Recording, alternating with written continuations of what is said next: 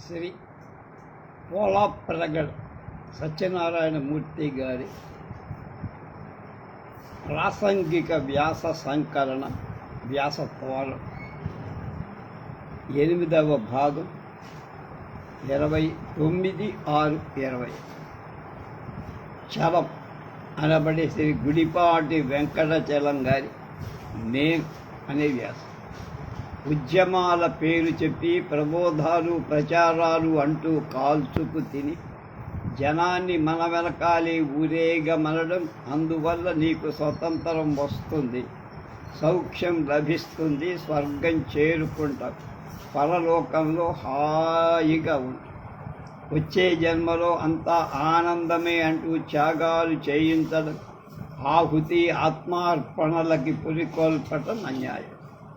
అన్నింటిలోకి అన్యాయం వైరాగ్య బోధ. అంతా చాలా సందేహాస్పదమైన పరలోకాన్ని, పునర్జన్మ చేతులలో ఉన్న సుఖాన్ని వదులుకోవల. ఆ పరలోకాల్లో వీళ్ళకి కలిగే సుఖాలేమిటో ఎటువంటివో ఒక్కరికి సరిగ్గా తెలియదు.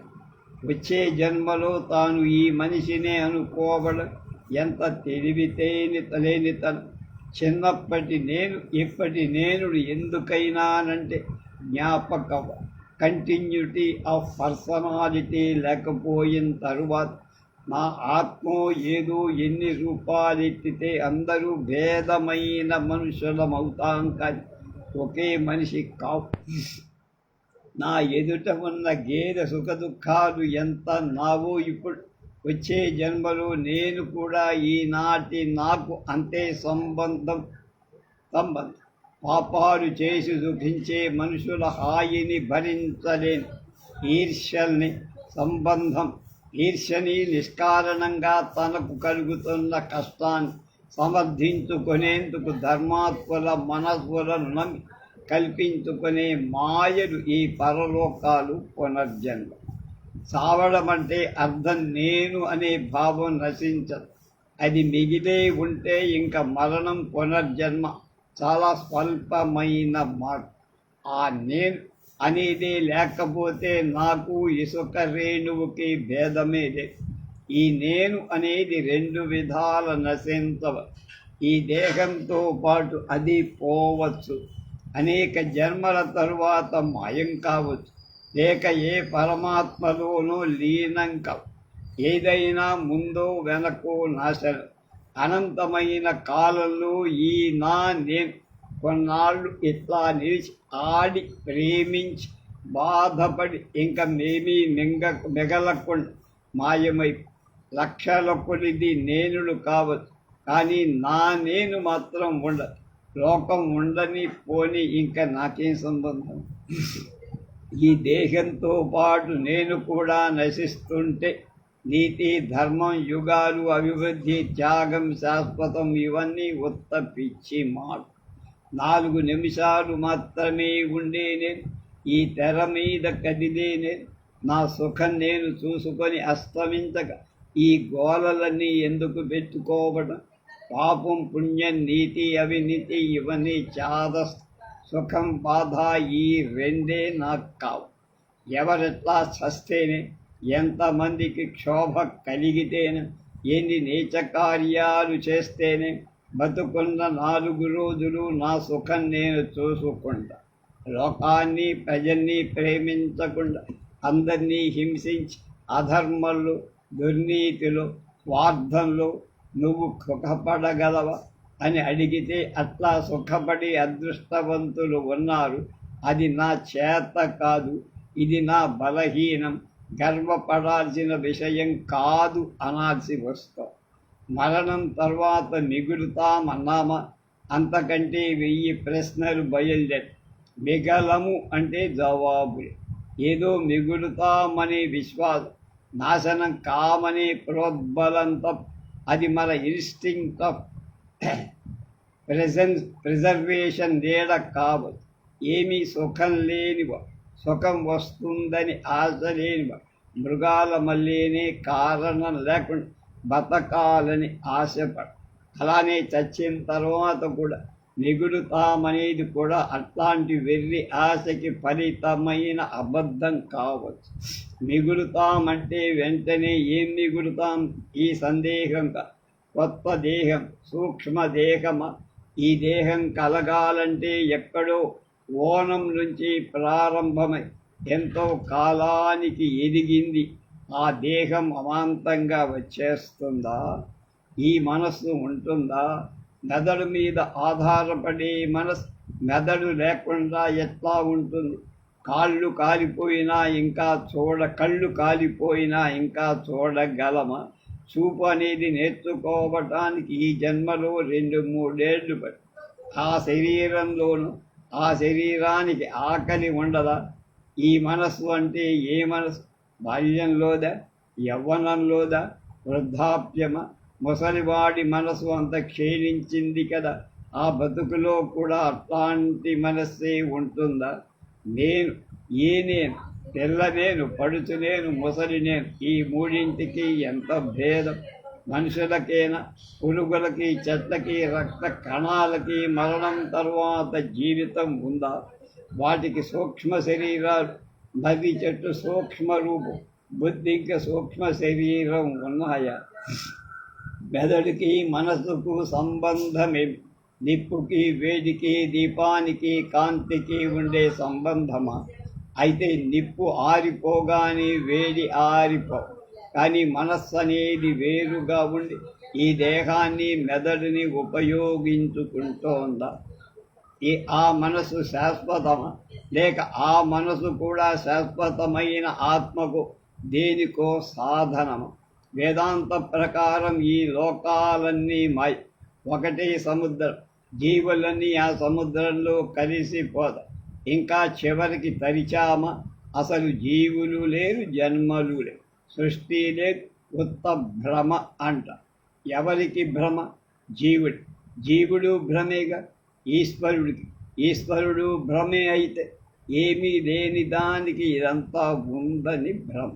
మోక్షం పొందిన వాళ్ళకి పునర్జన్మ లేదట. అసలు భేదమే లేకుండా కలిసిపోయిన తర్వాత మోక్షం పొందిన వాళ్ళు అని వేరే లెక్క ఎలా ఉంటుంది? ఆ మహాసముద్రంలో మోక్షం పొందిన నీటి బిందువు అవి మళ్ళీ పుట్టకూడదని సీట్లు ఏమైనా అతికిస్తారా?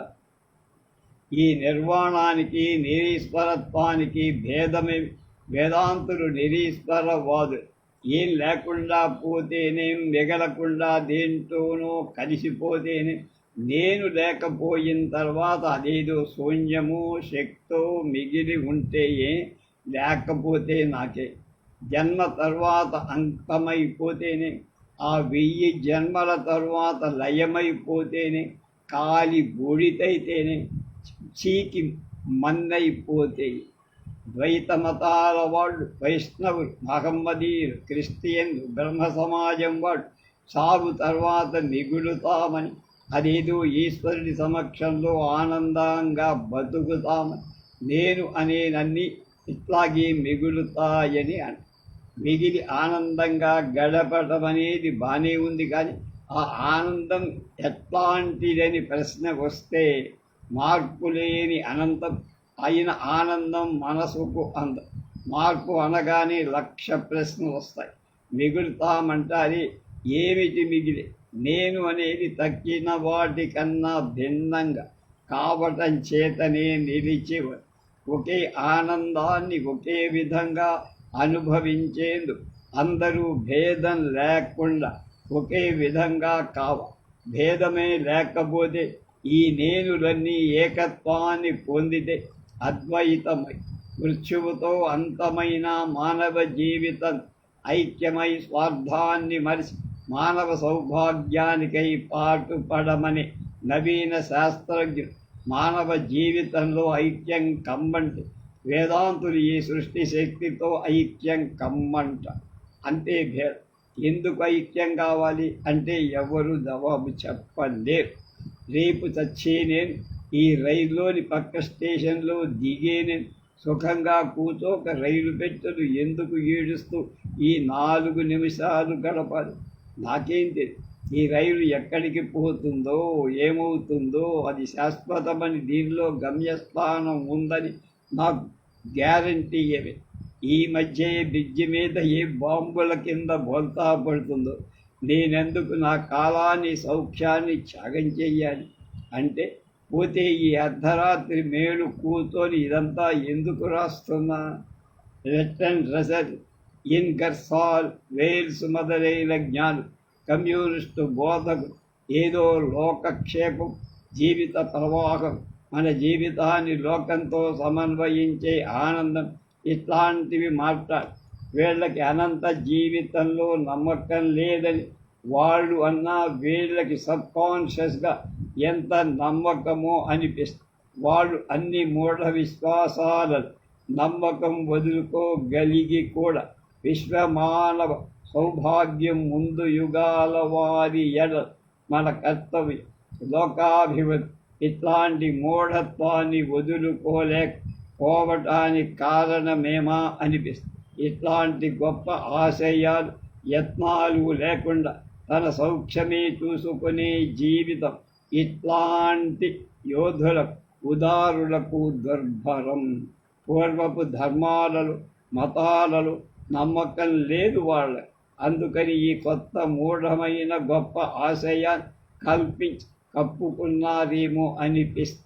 మానుష జీవిత సముద్రంలో నేరుడి కలిపేసుకొని తద్వారా అమృతత్వాన్ని పొందుతామని, మానవాభివృద్ధి ప్రయత్నంలో ఐక్యమై తద్వారా ఆనందాన్ని పొందాలని, లోకం కోసం స్వార్థాన్ని త్యాగం చెయ్యాలని బోధించే నిరీశ్వరవాదు నిజంగా వీరి బోధన్ని వీళ్ళు నమ్మితే అంతరాత్మలో ఆత్మ శాశ్వతత్వంలో నమ్ముతున్నారన్న మాటే. మనుష్యుల్ని నీతి మార్గాన్న ఉంచేందుకు నరకం, స్వర్గం అనే మాతమతాలు వాళ్ళు ఎన్ని అబద్ధాలు మాట్లాడారు. ఇంకో విధంగా ఈ కొత్త శాస్త్రజ్ఞులు కూడా ఏదో లోకపు అభివృద్ధి, మానవ జీవిత ప్రవాహం, ఆత్మశాంతి ఇట్లాంటి కొత్త అబద్ధాలు కల్పించి మతం లేకుండా నీతిని లోకంలో నిలబెట్టాలని చూస్తున్నారు. అనంతకాలంలో ఈ భూమి మీద మనుష్య జీవితమే మొన్న ప్రారంభం, ఇంకా 4 దినాల్లో మాయమవుతుంది అంటాయి వీళ్ళ సైన్సులని. భూమి సూర్యుడికి దగ్గరగా జరిగి మార్చేస్తుందని కొందరు, సూర్యుడు చల్లబడి భూమి బిగుస్తుందని కొందరు, ఏ ఉల్కయో భూమిని కాల్చేస్తుందని ఇంకా కొందరు. ఈ 4 నిమిషాల నేను ఈ 4 రోజుల ఈ మనుష్య జీవితంలో కలిపితే మాత్రం ఏం సుఖం అంటుంది రీజన్. కానీ రీజన్కి ఎదురు తిరిగి ఏదో తృప్తినిస్తుంది వీళ్ళకి మానవ సేవ. అందుకని ఈ రీజన్లెస్ ఫీలింగ్ సెంటిమెంట్ అని రీజనబుల్ చెయ్యాలని నిరీశ్వరవాదుల ప్రయత్నం. ఎందుకంటే దేవుణ్ణి, పరిపాలనని, శిక్షా బహుమానాన్ని తీసేస్తే ఈ నీతికి, ధర్మాలకి, త్యాగాలకి, లోకక్షేమ యత్నాలకి కారణం నిలవ. ప్రతిఫలాపేక్షతో కాదు, service for service sake, truth for truth sake అని నిష్కామ వేదాంతంలో తెలియకుండానే చేరిపో నిరీశ్వరవాదులు, కమ్యూనిస్టు. అందువల్ల ఈ రేషనలిస్టులు అంత స్వార్థత్యాగులు, ఉన్నతులు, మానవ సేవా పరతంతులు, తెలివిగా యోచించి ముందు యుగాలకి పాటుపడేవారు కనపడటం అరు. కానీ ఫర్ ఇట్స్ ఓన్ సేక్ మాత్రం ఎందుకు చెయ్యాలి అంటే ప్రత్యుత్తరం లేదు. These rationalist are also reasonless. నిగరం అనుకుంటే ఎన్నో ప్రశ్న. మరి నేను తెలుసుకోవటం, ఈ లోకం అభివృద్ధి, ఇవన్నీ ఏమిటి? మనిషిని, అతని కాన్షియస్నెస్ ఎట్లా వచ్చింది? సైన్స్ మనిషిని అణువుల కొత్త కార్బన్ అంటుంది. ఆ కార్బన్ మెషిన్లో ఈ మనసు, ఈ తెలివి ఎలా పుట్టి, అంతేకాదు ఈ ఆవేదన, ఈ కోర్పులు, అనంతంగా యోచించే, విలువ కట్టే, అందాలు చూసే ఈ శక్తి, ఇదంతా ఉత్త అణువుల కూడికేనా అనిపిస్తుంది. ఎంత పోల్చి చూసుకున్న లోకాన్ని తక్కిన గొప్ప శక్తులకు మనిషిలో ఉండే మనోశక్తికి గొప్ప వ్యత్యాసంతో ప్రపంచమంతా వ్యాపించే ప్రపంచ పరిపాలించే కొన్ని గొప్ప సూత్రాలు ఈ సూత్రాలకి మనోశక్తులకి సంబంధం ఉన్నట్లు ఆ శక్తులన్నీ మానవ మనోనిర్మితాలు కనుక ఆ సంబంధం ఉన్నట్లు కనపడుతుంది. ఎన్ని శాస్త్రాలైనా ప్రపంచ వస్తు సంబంధాల వాటితో ఆ సంబంధాలున్నట్టు యోచించుకునే మనస్సులో మాత్రమే ఉన్నాయి. అడవిలో పువ్వుల్ని, సముద్ర అగాధంలో రంగులు, అర్ధరాత్రి అందాన్ని అనుభవించే ప్రపంచ జ్ఞానం ఒకటి ఉందేమో. ఉత్తమ మనసుతో ఎంత ఆలోచించినా మిగులుతామనుకోవడం ఉత్త భ్రమగా తోస్తాం. ఎట్లా మిగులుతాం? ఆ ఆత్మ అనేది ఉండడం ఏదో సూక్ష్మదేహంలో ఉండడం, ఎక్కడో ఓ మూల ఏడుస్తూ కూర్చోడం, ఇంకో దేహంలో ప్రవేశించడం, ఇవన్నీ ఉత్త సిల్లీగా, అబ్సర్డ్గా, డిస్టింగ్విషింగ్గా కనపడ ఉత్త బూడిదైపోవడం చాలా హెల్దీ, నోబుల్, వర్దిగా కానీ మృత్యువుతో ఆఖరైతే ఈ నేను ఇంత గొప్పగా సమర్థించుకొని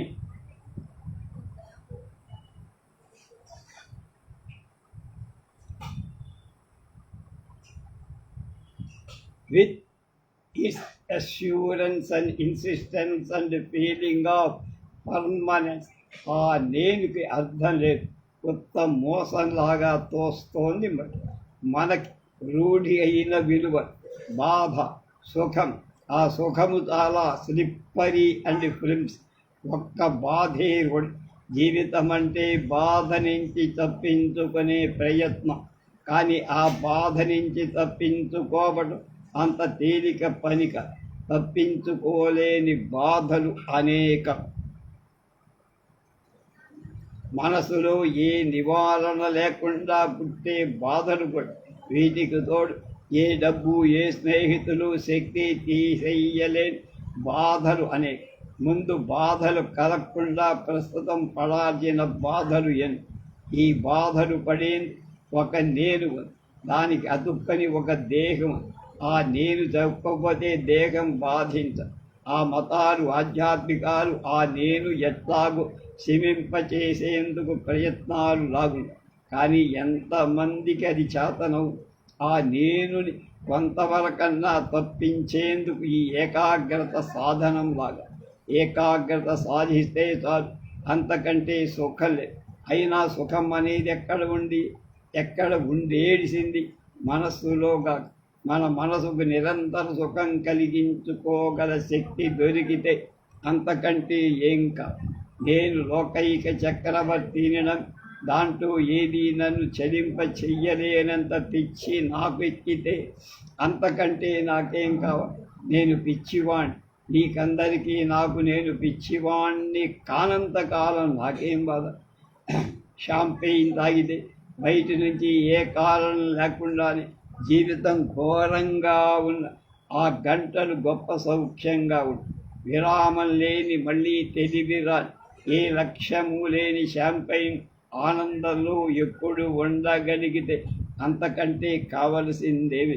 కానీ అలా ఉండగలమా? గడచిన జీవితాన్ని తలచుకోవడం, ఆ క్షోభ, ఆ గర్వం, ఆ డాబు, ఇతరులతో చెప్పుకోవడం, ప్రస్తుత బాధల్ని ఎకరువు పెట్టడం, ఇదంతా చేస్తుంటేనే కానీ మనలోని నేనుకి సంతృప్తి ఇవ్వండి. ముసలి వాళ్లలో నేను ఇంకా సంకుచితమైనట్టు, నిజంగా తయారైనట్టు నా మనస్సుకి తోస్తుంది. అయితే నిజంగా ఆ నీచత్వం వాళ్ళలో ఉందా?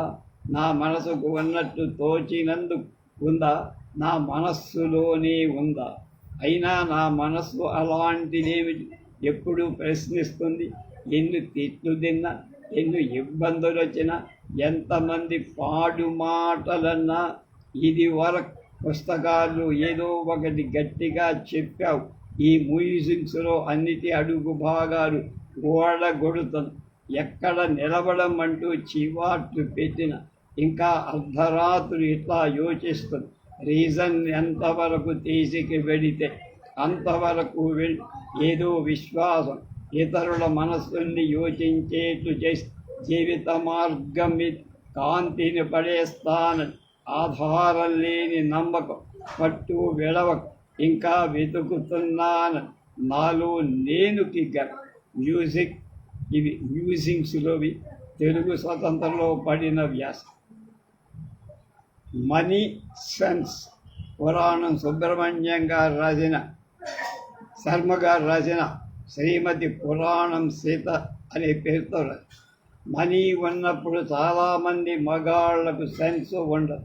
డబ్బున్న నాడు సెన్స్ లేకపోయినా మొహం కలకల్లాడుతూ ఉండబట్టి ఆడాడు సహిస్తారు ఎలాగో ఆ మనీ అయిపోగానే సెన్స్ బయటపడు. మొహం వేలాడే దిగుడు తూపుడు చూస్తా, జాలేస్తుంది చెప్పద్దు. అప్పుడే అకౌంటెన్సీ బ్యాంకింగ్ మొదలెడతా.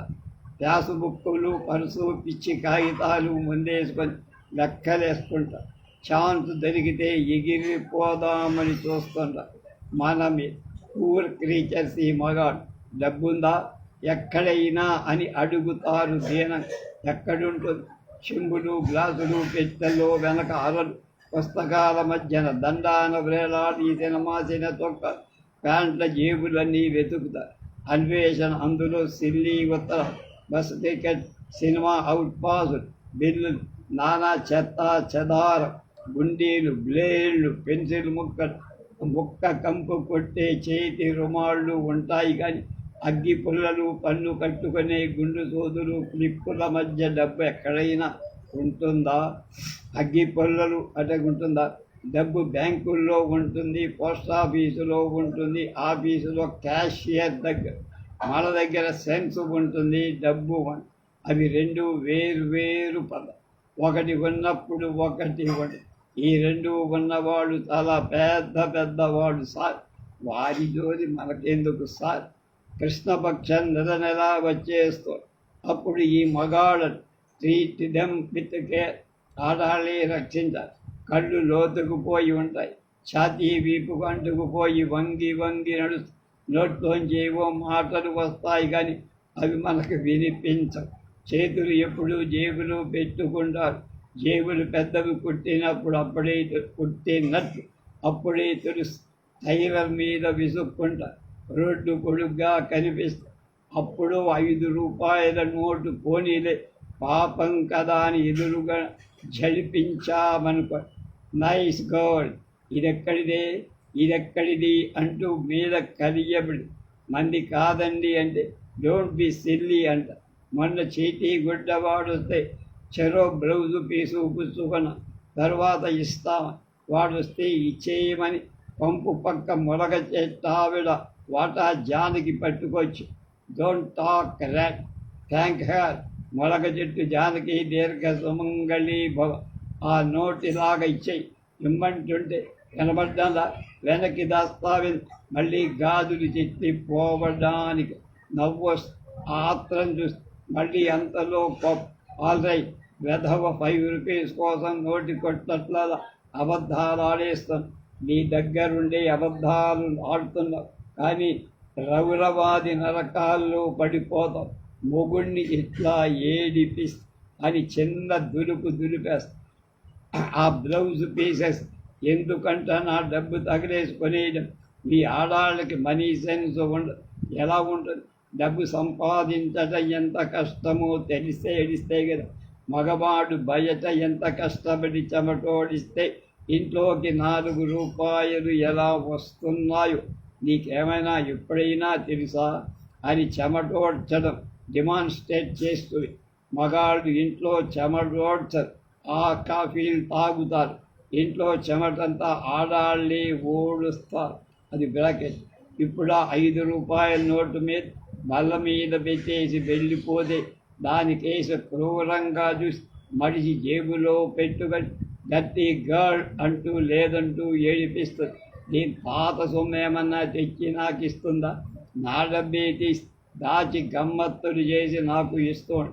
ఎప్పుడో మెత్తగా తంతేసరి దీని కింద అలుసు ఇవ్వకూడదు అని లోపల అనుకుంటారు. కాబు ఐ డోంట్ కేర్. పైకి హల్లో అన్నా లోపల మగ ఏడుపు ఉండకుండా ఉంటుందా మరి? ఆ ఇస్త్రీ మడతల కింద దాక్కున్న మగాడి పొగరు మొత్తనం దౌర్జన్యం, అహం, టీవీ ఎక్కడికి పోతాయి? అప్పుడప్పుడు బయట పడుతూ. అందుకే కృష్ణపక్షంలో మగాళ్ళు సేఫ్ డిస్టెన్స్లో ఉండాలి. రక్షించేది మనమే అయినా రక్షిస్తున్నామనే సెన్స్ కలగకూడదు. బుసగొడత కాపురాలు పాములతో చెలగాటమే ఒక విధం. ఎక్కడి నుంచో వచ్చిన అమ్మాయి ఎవరో అబ్బాయితో తనువు గడుపుకోవడం అంటే మాటలా? జీవితం సర్కస్సులో కాలు సారితే లేవడం కష్టం. మళ్ళీ మళ్ళీ అవే ఫీట్లు చేయాల్సి వచ్చిన రింగ్ మాస్టర్ దయ మీద ఆడదాని బ్రతుకు ఆధారపడి చెడగా కాపురాలు కావు. డబ్బు ఎవరు తెస్తారో వారిదే గౌరవం, వారికే ఆధారం.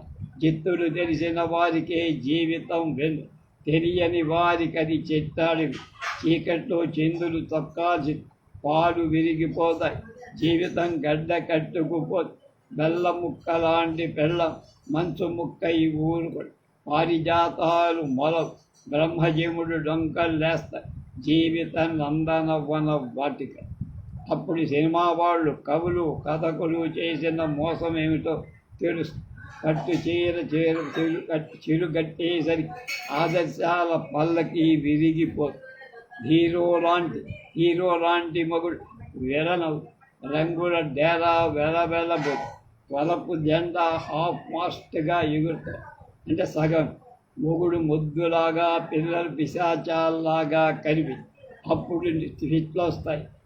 మధ్య పురుడు వెంటనే డాక్టర్ల బిల్లుల వెలిసిపోయిన చీరలు చుట్టుకొని, భుజాల మీద కుట్టోడిన జాకెట్లు తొడుక్కొని, వంటిళ్ళు కడుక్కుంటూ, అంట్ల గిన్నెలు తోముకుంటూ జీవించాల్సి వస్తుంది. ఎంఏ పాస్ అయిన అమ్మాయికైనా ఇవి తప్పు. కడుపు కాలు ఎలానూ తప్పవు కదా. లేడీ డాక్టర్ అయినా వేవిళ్ళు అనుభవించి తన డెలివరీ తనకు భయమే. అప్పుడు మొగుడు మీదకు మనసు పోవటం తగ్గాక, పిల్లల మీద మమకారం సన్నగిల్లాక, ఎక్కడికైనా పారిపోవాలని ఉంటే మట్టుకు ఎక్కడికి పోతుంది ఆడది? అంతే చీపుగా నోములు, వ్రతాలు, పూజలు, ఏకాహాలు, సప్తాహాలు, స్వాములాలు, తీర్థయాత్ర గొడవల్లో పడిపోయి కొంప గుండం చేస్తారు. అలాంటి ఆడవాళ్ళ పిశాచపు రూపుల వాళ్ళే కొడుకుల్ని, కోడల్ని, కూతుళ్ళని కాల్చుకు తింటారు. వాళ్ళ కళ్ళకు పాతవన్నీ గొప్పవి, కొత్త అంటే మార్పుకి లొంగ. వర్తమానంలోకి పెద్దదాన్ని ద్వేషిస్తూ గతాన్ని గబ్బిలా ఇల్లా పట్టుకు వేలాడతారు. వీళ్ళంతా జరీ కండువాలు, పట్టు చీరలు, మళ్ళు, ఆచారాలు తమ కుళ్ళంతా దాచుకొని సంప్రదాయమని, గోంగూరని, వంశమని, కులమని, మర్యాదని గోల చేస్తారు. అవసరమైతే నానా గడ్డి కనిపిస్తారు. ఏకధాటిగా ఏకరువు పెట్టం మానరు నీకు. అంచేత నాకు ముసలితనం వద్దు. దుక్కు కారులు, విరిగిపోయిన కుర్చీల, సొట్ట బిందల, అట్టలు చెరిగిపోయిన పుస్తకం, పాత గడియారల్ల నేను బతకలేదు. కొమ్మ నుంచి పువ్వు రాలిపోయినట్లు రాలిపోవ, గాలిలై మబ్బుల్లో తేలివె నక్షత్రాలతో కబులు చెప్పుకు వస్తా. అప్పుడు వెన్నెలంతా నేనే, ప్రవాహానై పరవళ్ళు తొక్కుదా. కడలి నేనే, కన్నీరు నేనే, ఆశ నేనే, ఆకాశము నేనే.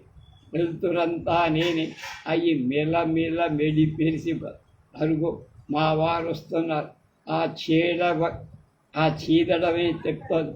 ముసుగెట్టుకు పడుకొని లేపొద్దని చెప్తారు కదూ ప్లీజ్. ఇల్లాలి ముచ్చట్లు ఆంధ్రజ్యోతి. బరువు సామాను త్వరగా కృష్ణమోహన్ రావు అని ప్రవీణ్ అనే పేరుతో రాసేవారు. పూర్వం రైల్వే వాళ్ళు ఒక ప్రకటన చేసేవారు, సామాను తక్కువ తెండి ప్రయాణం సుఖంగా చెయ్యని. అటువంటి ప్రకటనలు చెయ్యడం వల్ల ఎలాగూ లాభం లేదని కాబు ఇటీవల మానుకున్నారు. ప్రయాణం సుఖంగా చేస్తే మనకి బాగుండదు, ప్రయాణం చేసినట్టుగా ఉండదు.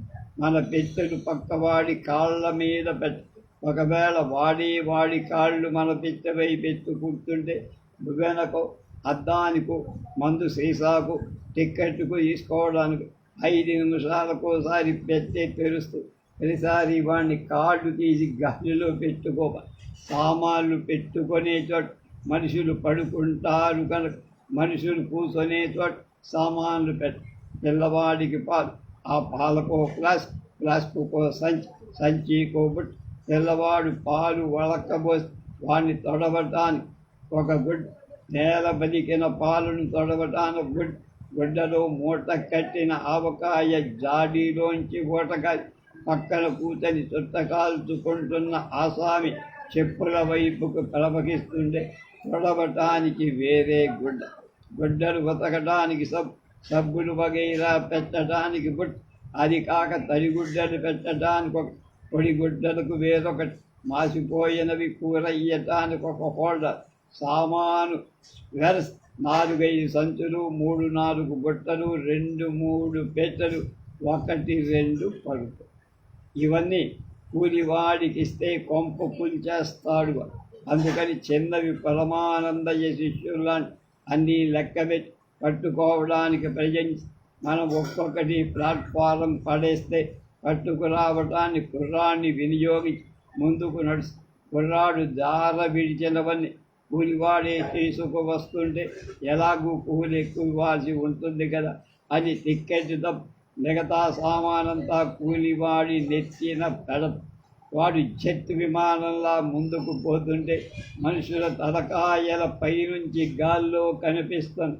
మన సామాను వైపే చూస్తూ టికెట్ కలెక్టర్ చేతుల్లో మనీ పర్సు పెట్టేసి పరిగెత్తిపోతాం. టికెట్ కలెక్టర్ మనీ పర్సు వంక తెల్లబోయి చూస్తాం. మనం ముందుకు పోయి కూలివాడికి డబ్బు ఇవ్వడానికి చూసుకొని పర్సు లేక పొరపాటు టికెట్ ఇవ్వబోయి పొరపాటును తలగొక్కుంటూ ఉండే అగ్నిసాక్షిగా మన అసమర్థని వివాహమాడిన ఇల్లాలు లేక తండ్రి పోలిక కాకుండా తల్లి పోలిక వచ్చిన కుర్రాడు వెనకనే వస్తూ టికెట్ కలెక్టర్ చేతుల్లో మనీ పర్సు లాక్కొని వస్తా. ఆయన మరోసారి సామాను ఎక్కువగా పట్టుకెళ్ళొద్దని అందరికీ నీతులు చెప్పేవాళ్ళు కూడా తాము ప్రయాణం చేసినప్పుడు మాత్రం బళ్ళ కొద్దీ సామాను తీసుకొని బయలుదేరడం నాకు తెలుసు. నేను ఎరుగున్న ఒక మాస్టర్ ప్రయాణమైతే ఆవకాయ జాడి, పరసకాయ బుట్, ఫ్లాస్క్, చెంచాలు, గరిటలు, కంచాలు వంటి సామాను పట్టుకు బయలుదేరాల్సి కొండక తోట మంచాలు పెట్టుకెళ్ళడం కూడా కథ. పనసకాయ బుట్, ఆవకాయ జాడి పట్టుకెళ్ళడం వల్ల ప్రయాణికుల్లో గౌరవం పెరుగుతుందని ఆయన అంటారు. ఎన్నిసార్లు బతిమాలుకున్న చోటు లేదన్న పెద్ద ఆవకాయ జాడి ఉన్న బుట్ట పక్క పెట్టగానే తాచుపామని చూస్తూ ప్రకటించిన భక్తిని దూరంగా జరిగి కూర్చుంటారు. చెంచాలు, గ్లాసులు, ఫ్లాస్కుల రైల్వే కంపార్ట్మెంటులో పరపతి సౌకర్యాలు పెరుగుతాయి. మరి కంచాలు, మంచాలు ఎందుకంటే తాను వెళ్తున్న చుట్టాలను అనవసరంగా ఇబ్బంది పెట్టడం ఇష్టం లేకని తన కంచం తన మంచం తీసుకుపోతాట. కావలసిన సామాన్లు మాత్రమే తీసుకెళ్ళమని అందరితో చెప్తుంటా. నేను కావలసినవన్నీ మాత్రమే తీసుకెళ్తున్నా అంట. మా ఇంటి పక్క సుబ్బారావు గారిని అసలు సామాను ఎక్కువ లేకుండా ప్రయాణం చెయ్యకూడదని పట్టుకు వెళ్ళటానికి సామాన్ లేకపోతే తాళాలు వేసి 3 ఖాళీ ట్రంకు పెట్టరు తీసుకు వెళ్ళటానికి బయలుదేరేవారు. గంగి గోవు పాలు గంటడైన తారన్నట్టు అవసరమున్నా అందంగా ఉన్న సామాను 1-2 తీసుకువెళ్ళటం మంచిది కదా. కడబిడయిననేమి కరము పాలను ఆ గాడిద బలవంతా మోసుకుపోవటం ఏమైంది అని ప్రశ్నించాను ఒకసారి. ఆ రోజుల్లో దొరికేవి నేళ్ల పాలు, కల్తీ పాలు కల ఎక్కువ రేటు గంగ గోవు పాలు అనుకొని గంటలు తీసుకోవడం కంటే తక్కువ గ్రేట్ కరము పైరైన కడిబెడు పాలు తీసుకోవటం మంచిదని ఆయన అభిప్రాయం వెలుగు. పైగా సామాన్ తీసుకెళ్ళకపోవడంలో నష్టాలు ఆయన వివరించారు. తేలిగ్గా మన సామాన్ తీసుకెళ్తే దొంగలు కూడా తేలిగ్గా ఎత్తుకుపోతారు. బరువైనవి ఉల్లవకాయలాగా రుచివాసన వ్యాపించేవి పట్టుకెట్టి పోలీసుకు ఒకరి సహాయం అక్కర్లేదు. దొంగల్ని పట్టుకోవచ్చట. సామాన్ లేనివాడు లంచం ఇస్తే గానీ రైల్లో మంచు సీటు సంపాదించడు. కూలివాడికి సామానికి సీటుకి కలిసి కాంట్రాక్ట్ ఇస్తే పాప భీతి లేకుండా సీటు సంపాదించవచ్చు. సామాన్ లేకుండా వచ్చిన వాళ్ళు హోటల్ వాళ్ళు కూడా కొంచెం ఇదిగా చూస్తారని చెప్పారు. మనకంటే కూడా సామాన్ అంటే హోటల్ వాళ్ళ గౌరవం అని. మనం లేకుండానే సామాను ముందు చేరిన వాళ్ళు గది ఇచ్చేస్తారని, సామాన్ లేకుండా మనం పెడితే గది ఇవ్వటానికి సందేహిస్తారని ఆయన చెప్పింది నిజంగానే అనిపిస్తుంది. మనమందరం కూడా వ్యక్తుల కంటే వ్యక్తుల సామాన్లకే ఎక్కువ విలువ ఇస్తాం. మనుషులు నడుస్తున్న ప్రదర్శనశాలలా ఆ సంగతి తెలిసిన ఆడవాడు మొదటి నుంచి పట్టు చీరలపైన బంగారు నగలపైన మక్కువ చూపుతూ వచ్చి చీరలు నగలు కేవలం అరువు తెచ్చుకున్నామని తెలిసినప్పుడు కూడా తోటి ఆడవాడు మగవాడు వాళ్ళని గౌరవించకుండా ఉండదు. అంబడి మాత్రమే తాగటానికి శక్తి ఉన్న మహారాజు మీసాలకి సొంతంగా నూనె రాసుకునే తత్వం కూడా అందుకే ప్రబలి. బ్యాంకులు, ఇన్సూరెన్స్ కంపెనీ, ప్రభుత్వాలు అవసరమున్నా లేకపోయినా లక్షలు కొండకతో కోట్లు ఖర్చు పెట్టి అనేక అంతస్తుల భవనాలు నిర్మించే అలవాట్లు కూడా అందుకే రాను రాను మనిషి అంటే విలువ తగ్గడం లేదు. కానీ మనిషి పేరు చెప్పి చేసే ఆర్భాటాలకు విలువ పెరిగి అంటే మనిషి విలువ తగ్గినట్టేగా. ఎక్స్ గారి మేడ బాగుందంటే ఎక్స్ గారి విలువ పెరిగినట్టు ఆనవచ్చు. ఎక్స్ గారి మేడని బట్టి మేడంకి విలువ పెరగాలి. మేడని బట్టి ఎక్స్ గారి కాదు, మంత్రి కుటీరంలో ఉన్న దాని విలువ పెరుగు. సమర్థుడు, సహృదయుడు, మంచివాడు మంత్రి అయితే ఆ పదవికి విలువ పెరుగు. అసమర్థత, సహృదయత లేనప్పుడు ఆ పదవి ఆయనకున్న మేడ, ఆయన ఆధ్వర్యం వహించే ప్రభుత్వ శాఖ, ఆయన మంత్రి పదవి నిర్వహిస్తున్న ప్రభుత్వం అన్నీ వాల్యూ అవుతాయి. సమాజంలో మనం నిర్వహించే పాత్ర మనకు అర్హతని బట్టి లభించాలి. అర్హతని సంపాదించుకోవాలి. కానీ కృషి చేయటమే మన ధర్మం. ప్రయాణాల్లో కానీ జీవితంలో కూడా అనవసరమైన సామాన్లు మోసుకుపోతూ ఉంటాం. మన నష్టాలు, కష్టాలు, కోపాలు, పాపాలు, ద్వేషాలు, రోషాలు ఇవన్నీ మూటగట్టుకుని నెత్తి మీద వేసుకుంటే కానీ జీవితంలో ముందు అడుగు వేయి. ఇవన్నీ బ్రేక్ వ్యాన్లో పడేసి హాయిగా కంపార్ట్మెంట్లో కూర్చొని ప్రయాణం చేయడం మనకి చేతకు. మన కుటుంబాలు అందరికీ తినడానికి తిండి ఉండదు, కట్టుకోవటానికి బట్ట ఉండదు. చదువు, విజ్ఞానం, ప్రేమ, అభిమానాలతో పండుగలు పబ్బాలు జరుపుకునే ఉత్సాహం ఇవన్నీ ఉంటే పక్కింటి వాడి మేడ కంటే మనకు ఒక అడుగు తక్కువ ఉన్న పర్వాలేదు. అవి లోపిస్తే పక్క మేడ కంటే పదింతలు మన మేడ పెద్దదైన లాభం లేదు. మాట కచేరీ అని ఆయన రాసిన స్వాతి పత్రికలో రేపు వాయిదారు అనే వ్యాసం శ్రీ రావూరి వెంకట సత్యనారాయణ రావు గారు